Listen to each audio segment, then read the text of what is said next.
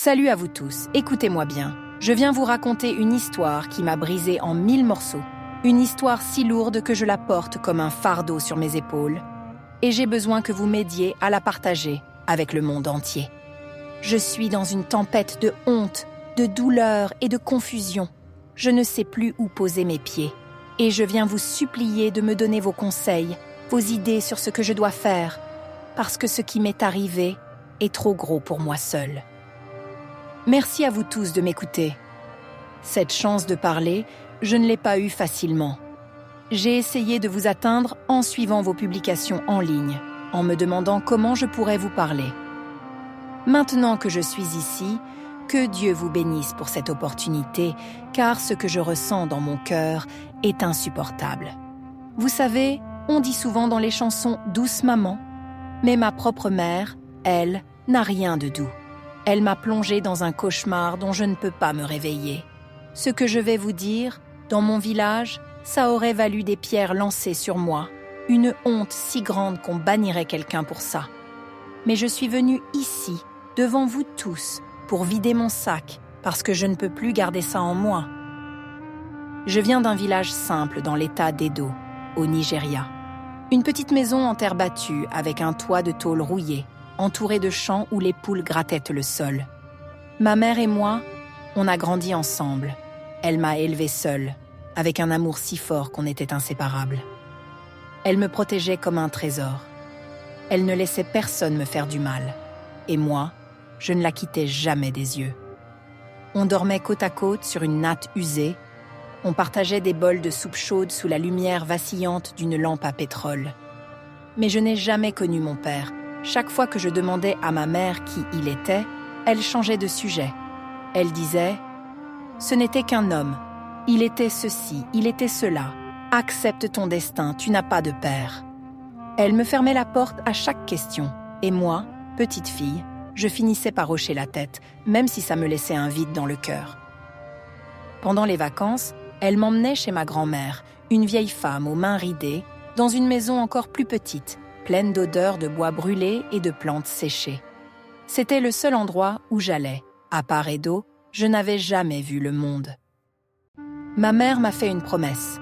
Elle m'a dit « Avant que je me remarie, tu dois finir l'université. » Elle voulait que j'aie une éducation, que je devienne quelqu'un avant qu'elle pense à refaire sa vie.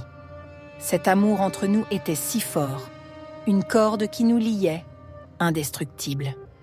Elle ne me laissait même pas l'espace pour un petit ami. Elle me surveillait comme si demain n'existait pas. À l'école, elle faisait des visites surprises. Elle arrivait sans prévenir, ses sandales claquant sur le sol poussiéreux, juste pour vérifier si j'étais sérieuse, si je tenais mes promesses. « Je suis juste là pour voir si tu travailles bien », disait-elle avec un sourire sévère. Moi, je riais, je l'aimais pour ça, pour cette protection féroce.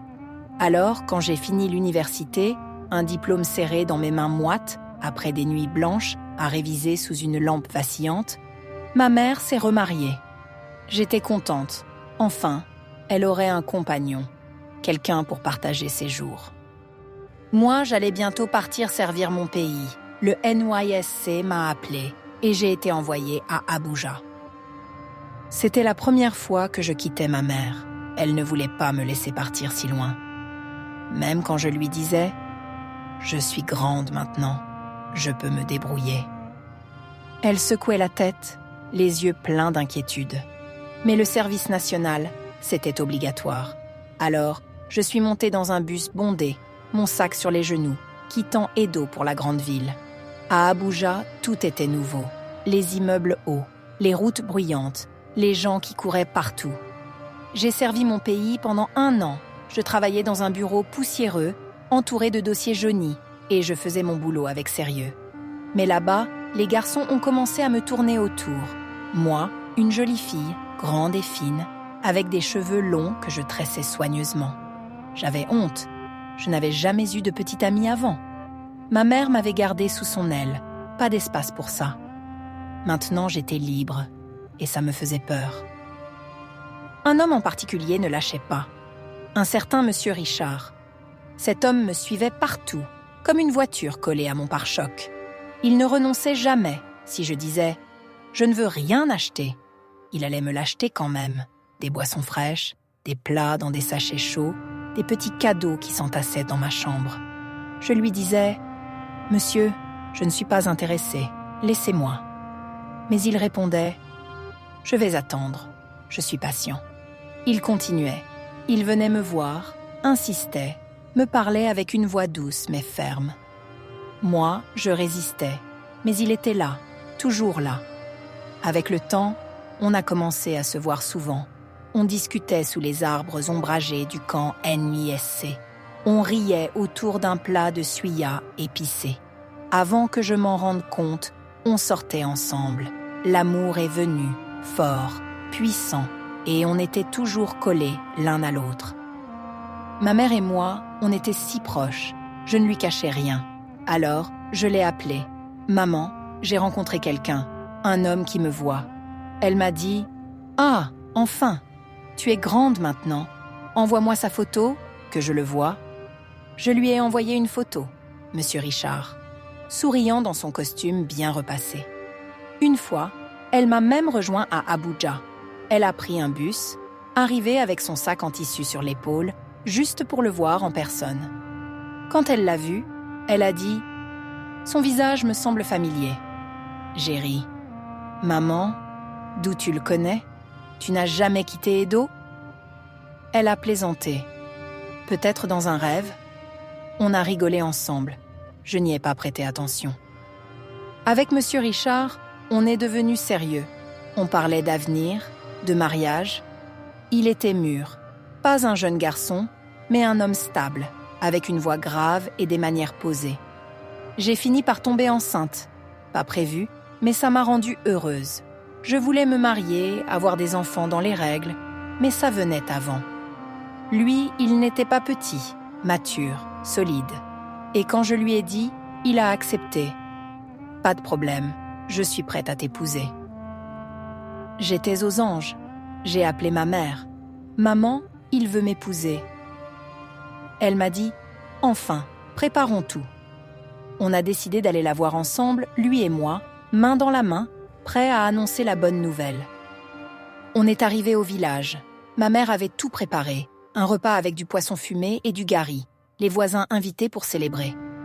Mais quand elle a vu Monsieur Richard descendre du bus, son visage s'est figé, ses yeux se sont écarquillés et elle s'est effondrée, inconsciente. J'ai cru devenir folle. Je criais « Maman !» Lui, mon fiancé, était perdu. Qu'est-ce qui se passe? Elle a un problème de santé? J'ai dit « Non, elle va bien. Je ne comprends pas. » On l'a emmenée à l'hôpital du village, un bâtiment délabré avec des murs tachés et des ventilateurs qui grinçaient. Les médecins l'ont examinée, ils ont dit « Elle a eu un choc. Elle est à moitié paralysée maintenant. » J'étais sous le choc. En un jour, tout s'effondrait. On a commencé les soins. Elle se remettait doucement, reprenant ses forces, petit à petit. Quand elle a pu parler, je l'ai suppliée. « Maman, qu'est-ce qui s'est passé ?» Elle s'est mise à pleurer, des larmes qui coulaient sans fin, et m'a dit « Ne te marie pas avec cet homme. Ne te marie pas avec lui. Dis-moi que tu n'as rien fait avec lui. » J'ai répondu « On sort ensemble depuis plus d'1 an. Bien sûr qu'on a été ensemble. Pourquoi ?» Et là, elle m'a lâché la bombe. « Cet homme est ton père. » Jésus, j'ai failli perdre la tête. Je l'ai regardé. « Mon père ? Comment ça, mon père ?» Elle m'a raconté, la voix tremblante. « Quand j'étais jeune, au lycée, j'ai été avec lui. On a couché ensemble à Abuja. J'étais enceinte, je lui ai dit, mais il a refusé de reconnaître le bébé. On s'est séparés et je ne l'ai plus jamais revu. C'était toi, tu es sa fille. » Mon fiancé, mon père, était dehors, choqué lui aussi. « Quoi ? Moi, son père ?» Il ne savait pas. Moi non plus. Il m'a dit qu'il avait une femme avant, qu'il s'était séparé, qu'il avait des enfants. Mais il ne savait rien de moi. Moi, je hurlais dans ma tête. J'ai couché avec mon père. Plus d'1 an, on s'était aimés, on avait partagé un lit, Et maintenant, j'avais son enfant dans mon ventre. Je suis restée à l'hôpital avec ma mère. Lui, dehors, ne savait pas quoi dire. Tout s'écroulait. Ma vie, mon amour, ma famille. Vous tous, aidez-moi, je vous en supplie. Je suis une jeune fille, je ne devrais pas vivre ça. Quelle honte, je ne sais pas quoi faire. J'ai découvert que mon fiancé est mon père. Que dois-je faire? Ma mère est paralysée à moitié. Je l'ai vue quand j'ai envoyé sa photo. Elle avait dit qu'il lui semblait familier. Mais j'ai ri. Je n'ai pas écouté. Lui, il m'avait dit qu'il avait une ex-femme, des enfants. Pourquoi je n'ai pas creusé? Maintenant, j'ai son bébé dans mon ventre. Si je l'ai, ce sera l'enfant de mon père. On a couché ensemble, 1 an, et je dors avec mon père. Je ne peux plus le regarder. Quel œil vais-je utiliser pour le voir? Mes demi-frères et sœurs, comment vont-ils me voir? Les gens vont dire que j'ai couché avec mon père. Ils ne comprendront pas l'histoire, ils vont juste me juger. Je vous en supplie, que dois-je faire? Où vais-je commencer? Je ne peux pas rester chez ma mère, je ne peux plus voir cet homme. Je suis confuse, je ne pense plus clair. Aidez-moi à ne pas tomber en dépression, à ne pas me faire du mal. Je suis fatiguée, perdue. Dites-moi quoi faire, je vais attendre vos réponses dans les commentaires. Je vous en supplie, aidez-moi, je ne sais plus où je suis dans cette vie. Merci.